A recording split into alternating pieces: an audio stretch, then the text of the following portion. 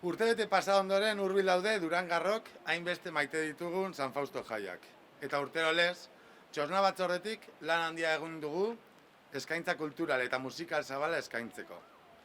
Hilabeteak daramatzagu hainbat eragiletako kideak elkartzen aurten ere jai herrikoiak eta parte hartzaileak sortu ahal izateko.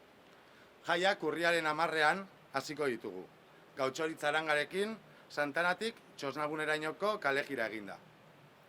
Ostean, kaletik gaztetxera asanbladak txupinazoa botako du azken urteetan, baina bereziki azken urte honetan egindako borroka aldarrikatzeko.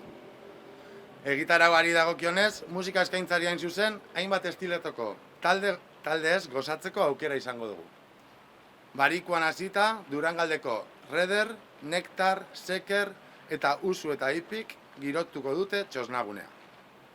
Urriaren 11an, zapatua, Eusko Printzes, Tata eta Denso eta La Fulana izango ditugu ikusgai.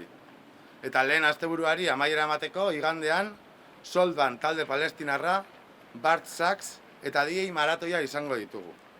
Azken honetan, aurrez apuntatu den edozein herritarrek parte hartzeko aukera izango du. Bigarren asteburuan ere ez dugu utzik egingo.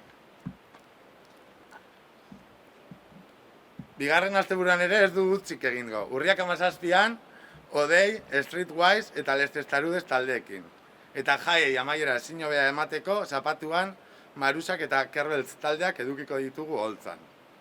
Eta gero, eguneko egitarauai dagokionez ere, egitarau zabala antolatu dugu. Izan ere, betiko eskaintza mantendugu.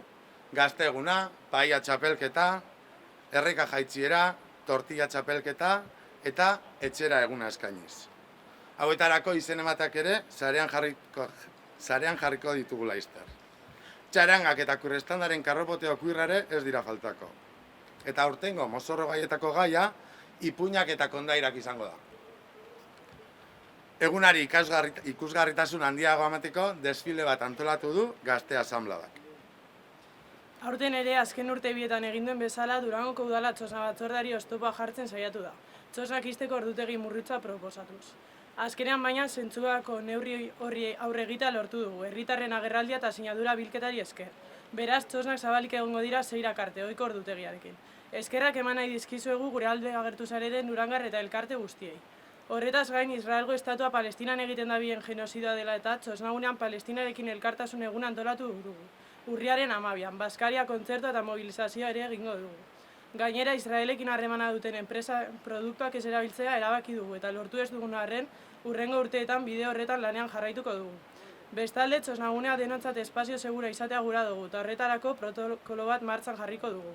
Ez dira jarrera arrazista, sexista, ez LGTBI-fobikorik onartuko, eta horien aurrean erantzungo dugu.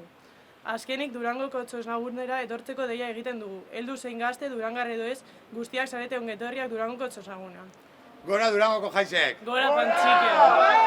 Gora Pantxike! Gora!